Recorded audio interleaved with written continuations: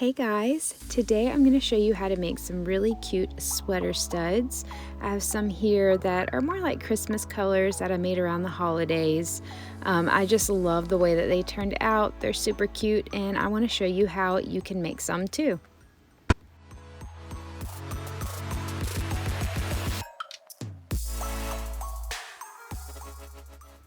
Okay, so this is the clay that I chose for our sweater studs today.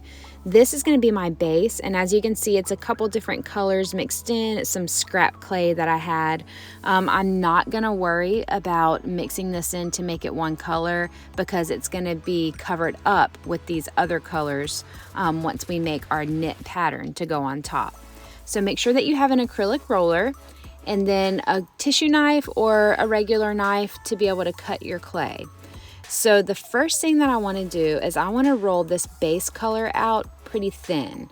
And the reason why you want to do that is because we're going to be kind of braiding these other colors to put on top of this base.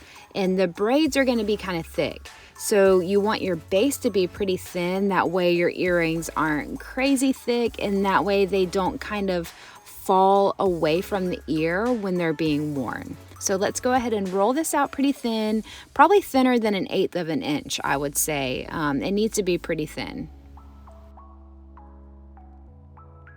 So another option to rolling this out would be just to run this through a pasta machine. It would probably take like 2 or 3 times to run it through, but I'm just going to use my acrylic roller today. If you don't have one, that's perfectly fine. You can roll it out just fine like I am here with the acrylic roller.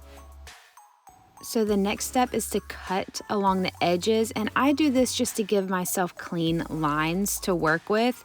It's completely optional. You do not have to do this, but it's just something that I like to do when I work on this design.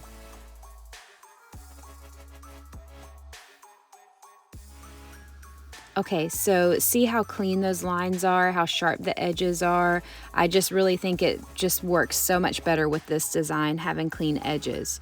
So the first thing I'm going to do is take one of my colors for the knit pattern, and I'm going to start to condition it a little bit.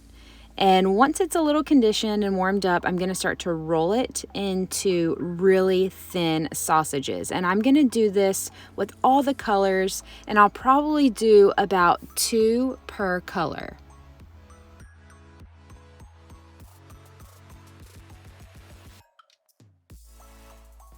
Okay, so the first thing I want to do with this pink is I want to cut it in half. It just makes it, you don't have to, I just like to, because I find that it's a little bit easier to work with the shorter pieces. So I'm going to cut these in half, and then I'm going to take 2 of these, get my base set up here.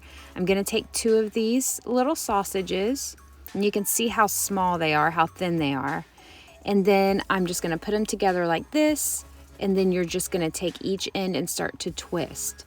Now, you can twist it as much as you want or as little as you want. It really is just preference, whatever you think looks best.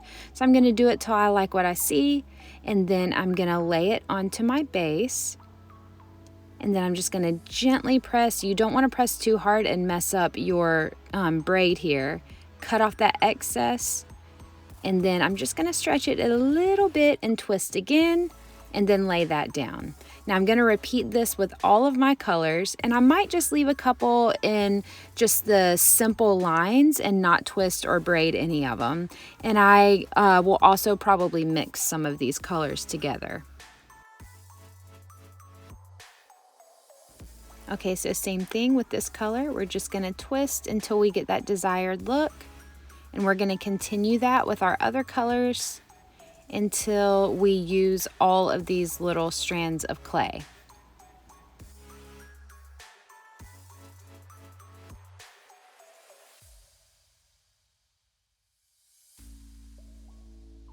And just remember, whenever you're pressing your braids down here, you don't want to press down too hard to where you're going to mess the braids up or leave fingerprints and stuff in the braids, just enough to get them to stick to your base clay.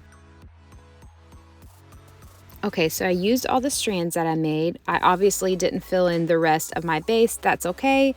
I'm just doing this for demonstrative purposes today to show you how to achieve this. So I want to very gently lift this up. Oop, a little piece is coming off. Just press that gently back down. No biggie. But I want you to see up close how pretty this looks and how cool these colors look together.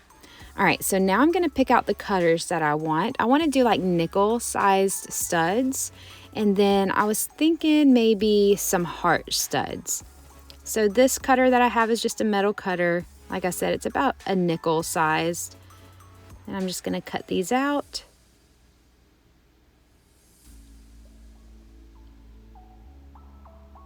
And then I'm gonna grab my little heart cutter and do the little mini heart studs as well.